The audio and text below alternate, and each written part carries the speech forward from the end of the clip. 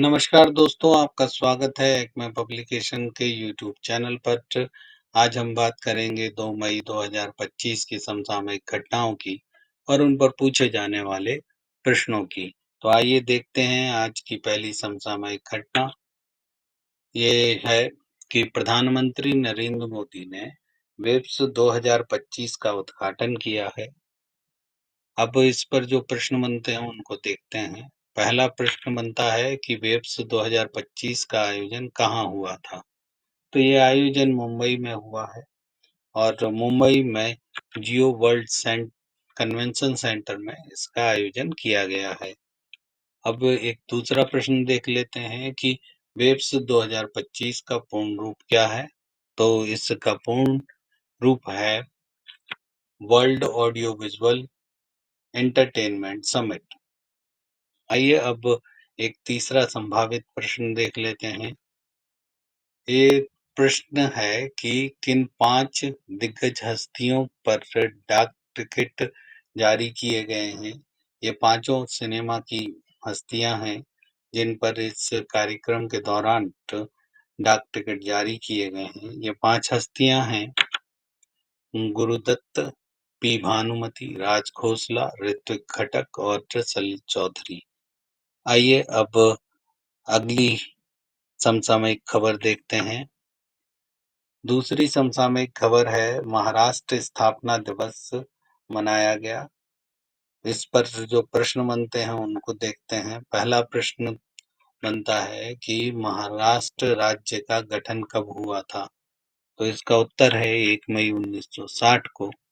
और दूसरा प्रश्न बनता है कि महाराष्ट्र और गुजरात पहले किस राज्य का हिस्सा थे? तो ये बॉम्बे स्टेट का हिस्सा थे और 1 मई 1960 को ये अलग राज्य बनाए गए, यानी दोनों राज्यों का स्थापना दिवस एक ही है। इसको हम अगला प्रश्न देख लेते हैं कि बॉम्बे स्टेट को किस आधार पर विभाजित किया गया था? तो इनके विभाजन का आधार एकदम स्पष्ट था। इन्हें भाषा के आधार पर विभाजित किया गया था। मराठी बोलने वालों के लिए महाराष्ट्र और गुजराती बोलने वालों के लिए गुजरात। बॉम्बे स्टेट से कौन से 2 राज्य निकले या बने? तो अभी हमने बात की थी कि महाराष्ट्र और गुजरात। तो आइए देखते हैं अब तीसरी समसामयिक खबर। तीसरी समसामयिक खबर है कि विश्व श्रमिक दिवस मनाया गया। अब इस पर जो संभावित प्रश्न हो सकते हैं उनको देख लेते हैं। विश्व श्रमिक दिवस कब मनाया जाता है? ये पहला प्रश्न बनता है जिसका उत्तर है 1 मई को। दूसरा प्रश्न कि भारत में पहली बार मजदूर दिवस कब मनाया गया था? तो इसका उत्तर है 1 मई 1923 को। तीसरा प्रश्न है कि विश्व श्रमिक दिवस की शुरुआत किस वर्ष हुई थी?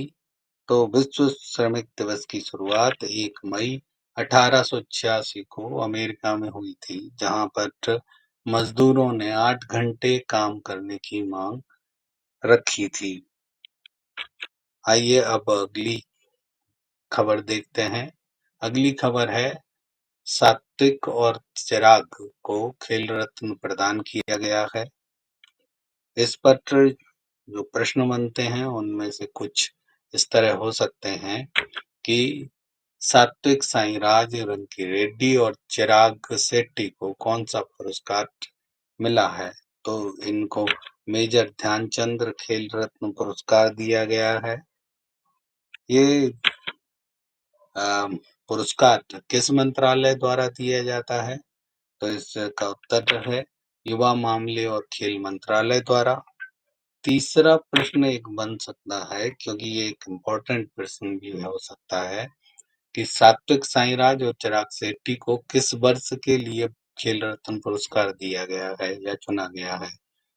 तो इसका उत्तर है वर्ष 2023 के लिए, क्योंकि जब इन्हें ये घोषणा की गई उसके बाद से इनके कार्यक्रम बड़े व्यस्त रहे, जिसके कारण ये इस पुरस्कार को नहीं ले पाए और अब इन्हें हाल ही में हमारे खेल मंत्री मनसुख मंडाविया ने ये पुरस्कार प्रदान किए हैं।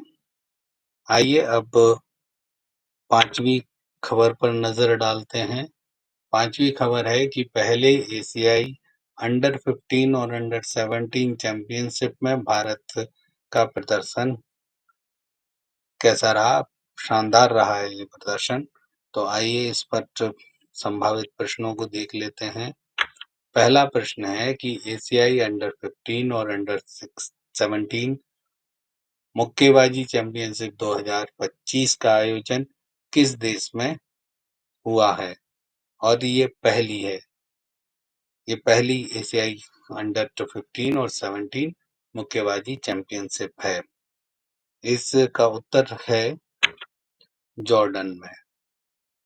आइए अब दूसरा प्रश्न जो इस पर पूछा जा सकता है कि भारत ने इस चैंपियनशिप में कितने स्वर्ण पदक जीते? तो इसका उत्तर है भारत ने 15 स्वर्ण पदक जीते। अब एक तीसरा प्रश्न ये हो सकता है कि समग्र तालिका में भारत का स्थान कौन सा रहा है?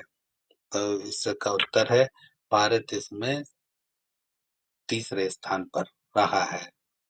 आइए अब छठवीं खबर को देखते हैं। छठवीं खबर है जातीय जनगणना से जुड़ी हुई कि जातीय जनगणना को आगामी जनगणना में शामिल किया जाएगा, यानी जो अगली जनगणना की जाएगी उसमें जातीय जनगणना शामिल होगी। आइए अब इस को पर जो संभावित प्रश्न हो सकते हैं उनको हम देखते हैं। पहला संभावित प्रश्न है कि भारत में अंतिम बार जाति आधारित जनगणना कब हुई थी? तो इसका उत्तर है 1931 में ब्रिटिश शासन के दौरान। दूसरा प्रश्न यहाँ पर बनता है कि कौन से राज्य हाल ही में जाति सर्वेक्षण कर चुके हैं? तो इसका उत्तर है बिहार और कर्नाटक ने हाल ही में जातीय सर्वेक्षण कराए हैं। याद रखिए जनगणना नहीं है, ये सर्वेक्षण है जिनसे एक अनुमान लगाया गया है कि इतने प्रतिशत लोग इस जाति के हैं। आइए अब तीसरा संभावित प्रश्न देख लेते हैं कि क्या 2011 में भारत सरकार ने जातीय जनगणना करवाई थी? तो जी हाँ, 2011 में भारत सरकार ने जातीय जनगणना कराई जिसे हम कहते हैं सामाजिक आर्थिक और जाति जनगणना SECC, पर इसके आंकड़े सार्वजनिक नहीं किए गए और क्योंकि इन आंकड़ों में लोगों का मानना है कि बड़ी विसंगतता है, इसलिए इनको जारी नहीं किया गया और अब जो नई जनगणना होगी उसमें जाति जनगणना को शामिल किया जाएगा। ऐसा बहुत सारे राजनीतिक दल मांग कर रहे थे सरकार से और सरकार भी इसी पक्ष में अब आ गई है। आइए अगला प्रश्न देखते हैं कि जाति जनगणना की मांग क्यों की जाती है? जाति जनगणना की मांग सामाजिक न्याय, आरक्षण नीति और संसाधनों के बेहतर वितरण के लिए की जाती है। हमने एक पूरा वीडियो भी इस पर बनाया है, आप उसे भी देख सकते हैं, उसकी लिंक आपको डिस्क्रिप्शन में मिल जाएगी। आइए अब अगला सवाल देखते हैं कि भारत में पहली नियमित जनगणना किस वर्ष की गई थी? तो भारत में पहली नियमित जनगणना 1881 में की गई थी। 1872 में भी एक जनगणना हुई थी, पर उसमें बहुत रेगुलेटेड तरीके से उसे नहीं किया गया था, बहुत नियमित तरीके से उसे नहीं किया गया था। उसमें बहुत सारी खामियां थी, इसीलिए उसे पहली जनगणना ना मानकर हम इसे ही पहली जनगणना मानेंगे। आइए अब देखते हैं सातवां प्रश्न, सातवां घटनाक्रम। इसमें सातवां घटनाक्रम है कि आलोक जोशी को राष्ट्रीय सुरक्षा सलाहकार बोर्ड का अध्यक्ष नियुक्त किया गया है। तो इस पर बनने वाले संभावित प्रश्नों को देखते हैं। पहला प्रश्न है कि आलोक जोशी ने किस खुफिया एजेंसी के प्रमुख के रूप में सेवाएं दी हैं? तो इसका उत्तर है कि रॉ यानी रिसर्च एंड एनालिसिस विंग, जो भारत की इंटेलिजेंस एजेंसी है, और इस खुफिया एजेंसी के ये पूर्व प्रमुख हैं, जिन्हें अब राष्ट्रीय सुरक्षा सलाहकार बोर्ड का अध्यक्ष नियुक्त किया गया है। पहलगाम हमले के बाद ये नियुक्ति की गई है। इस के बारे में अब दूसरा प्रश्न देख लेते हैं कि राष्ट्रीय सुरक्षा सलाहकार बोर्ड की स्थापना कब हुई थी, यानी एनएसएबी की स्थापना कब हुई थी? तो ये स्थापना हुई थी 1998 में, अटल बिहारी वाजपेयी की सरकार के समय। और एनएसएबी किसे सलाह देता है? तो ये सलाह देता है राष्ट्रीय सुरक्षा परिषद को, जिसकी अध्यक्षता प्रधानमंत्री करते हैं। आइए अब 8वां घटनाक्रम देखते हैं। 8वां घटनाक्रम है कि महाराष्ट्र सरकार ने मराठा योद्धा रघुजी भोसले प्रथम की तलवार को खरीदा है। ये तलवार लंदन में खरीदी गई है। आइए इससे जुड़े हुए कुछ सवाल देख लेते हैं कि रघुजी भोसले प्रथम की तलवार की नीलामी किस शहर में हुई? तो ये हुई लंदन में। और दूसरा प्रश्न यहाँ बन सकता है कि रघुजी भोसले प्रथम ने किस राज्य की स्थापना की थी?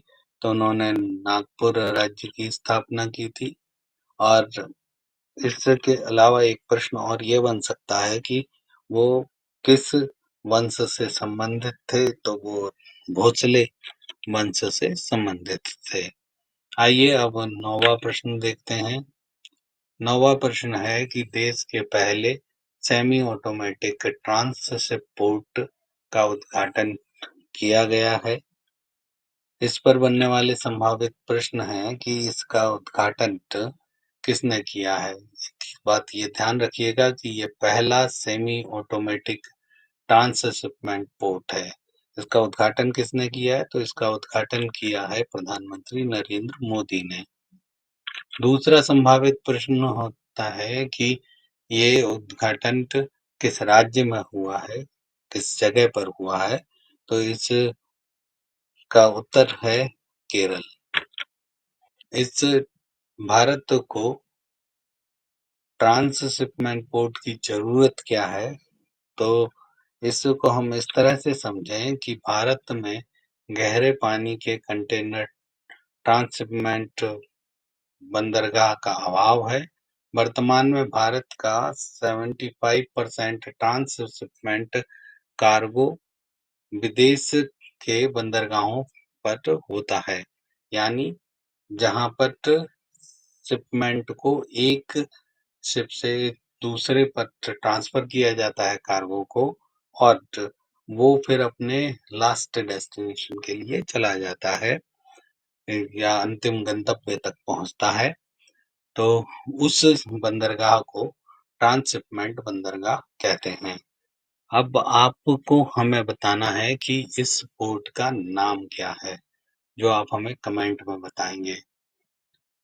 इस तरह भारत में गहरे पानी यानी 25-30 मीटर की गहराई वाले बंदरगाह कम है, और ये पहला सेमी ऑटोमेटिक ट्रांसशिप पोर्ट बनाया गया है केरल में।